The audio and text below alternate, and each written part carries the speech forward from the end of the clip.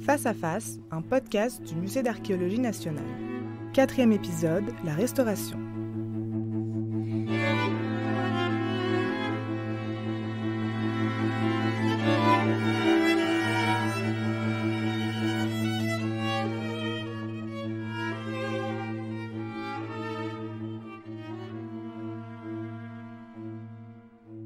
Je suis Clara Bernard, conservatrice du patrimoine et co-commissaire de l'exposition Face à face, visière d'un cavalier romain qui se tient actuellement au Musée d'archéologie nationale. J'ai piloté avec le Musée d'archéologie nationale l'étude qui a présidé à la restauration de la visière que vous pouvez découvrir dans le cadre de cette exposition. Visière qui a donc été étudiée et restaurée au Centre de recherche et de restauration des musées de France. Le Centre de recherche et de restauration des musées de France est établi sur plusieurs sites. La visière, en l'occurrence, a été accueillie au centre de Paris, au Louvre, sur le site de Flore, de l'aile de Flore. Et ce site comporte des ateliers de restauration qui sont dédiés à la restauration des œuvres des musées de France.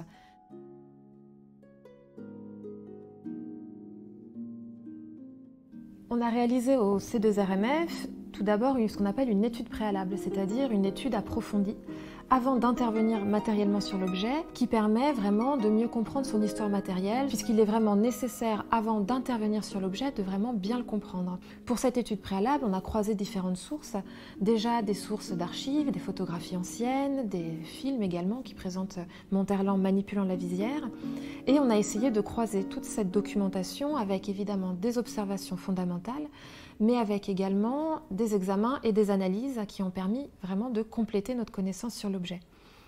Il est extrêmement important de faire tous ces examens et toutes ces analyses avant d'intervenir sur l'objet, puisqu'effectivement, elles nous apportent beaucoup en informations. On a réalisé par exemple de l'imagerie sous ultraviolet qui permet de faire ressortir certains éléments de restauration anciens. On a effectué également des radiographies qui permettent de documenter l'état vraiment physique de l'objet, ses altérations, mais également de révéler certains éléments qui sont invisibles à l'œil nu avant restauration. Mais on a réalisé également, par exemple, des analyses d'adhésifs, afin de mieux comprendre un petit peu les différentes colles qui avaient pu être utilisées, peut-être dès la découverte de la visière, dès le début du XXe siècle, pour vraiment la restaurer ou du moins la réparer, puisqu'il est compliqué de parler peut-être de restauration déjà pour cette époque. La restauration nécessite en effet tout un cadre déontologique qui est bien plus récent que la découverte de la visière. Après cette phase d'étude préalable, on a pu enfin intervenir sur la visière et c'est Christine Parizel, restauratrice, qui a pu intervenir dessus.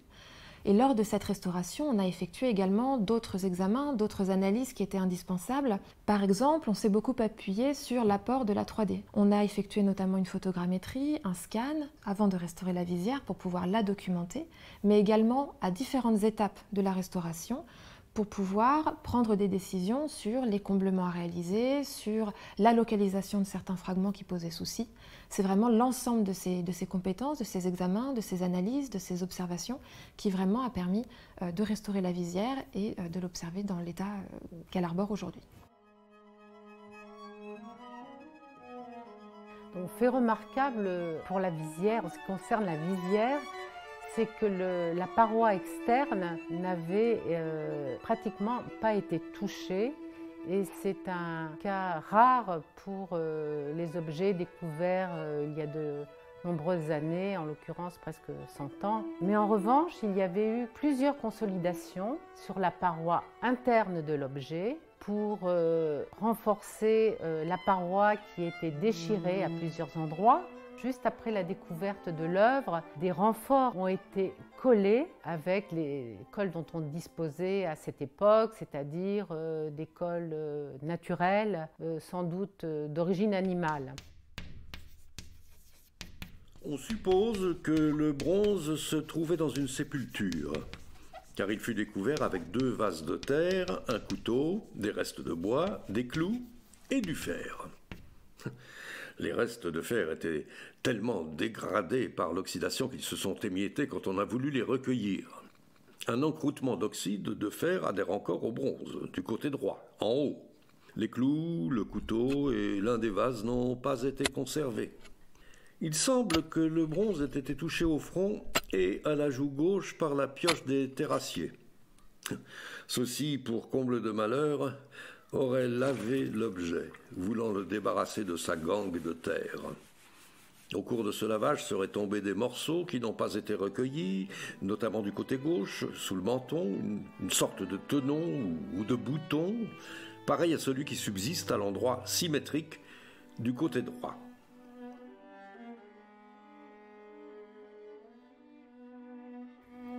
On a réussi à retrouver beaucoup de photographies, beaucoup de documents d'archives qui nous montrent l'état, un petit peu l'évolution de la visière à travers le XXe siècle. Avant la Restauration, il a été très important de comparer la visière avec ces photographies, car grâce à ces observations, grâce à la superposition des différentes réparations visibles sur la visière, on a pu essayer de dater un petit peu ces différentes interventions. Par exemple, certaines consolidations en cuir apparaissent uniquement sur les photos les plus anciennes de manière très visible.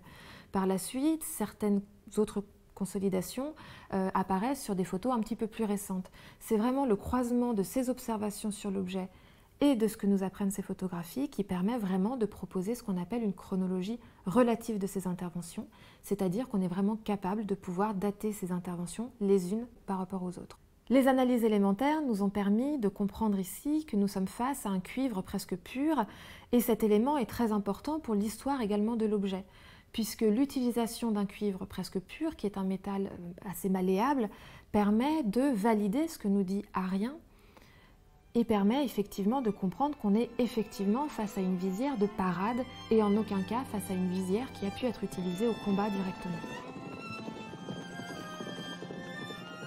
Les techniques de fabrication de ce type d'œuvre, de visière en forme de visage, sont encore mal connues, mais l'étude réalisée par le C2RMF a permis de préciser certains faits très importants. En premier temps, l'artisan a fabriqué une tôle en cuivre très fine par martelage. On sait que le matériau est du cuivre pur grâce aux analyses élémentaires conduites par le C2RMF. Dans un deuxième temps, on peut penser que l'artisan a obtenu la forme générale du visage par martelage sur une matrice, mais une autre technique peut être envisagée. On peut penser à la fabrication des vaisselles en bronze antique qui, elles, procédaient par martelage sur une enclume. Manifestement, le décor a été réalisé par repoussé à partir de l'intérieur de la visière. Des petits poinçons, des petites matrices ont pu être utilisées pour la réalisation des petits motifs répétitifs. Et il est très probable qu'un travail de gravure ait été effectué par l'extérieur de la visière pour parachever tous les détails tels que les cheveux et d'autres petits détails. Ce projet d'étude et de restauration a permis à une vingtaine de spécialistes de travailler ensemble avec des profils extrêmement variés, extrêmement différents. Évidemment, des restaurateurs, des conservateurs, des historiens également, des spécialistes de matériaux, de la période, des régisseurs, des documentalistes. Et c'est vraiment l'ensemble de ces profils, l'ensemble de ces compétences qui a permis de faire une étude extrêmement poussée, puisque chacun apporte un regard différent.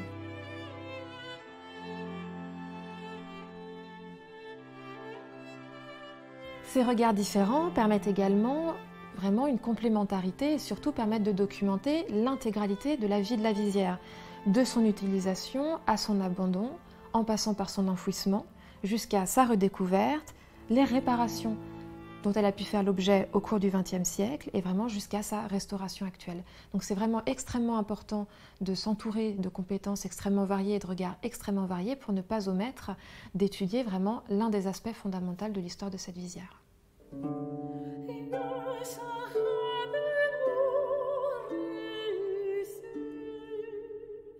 C'était Face à Face, un podcast du Musée d'archéologie nationale. Avec Clara Bernard, conservatrice du patrimoine et co-commissaire de l'exposition Face à Face, et Christine Parizel, conservatrice-restauratrice du patrimoine. et avec la participation de Jean-Paul Denison dans le rôle de Paul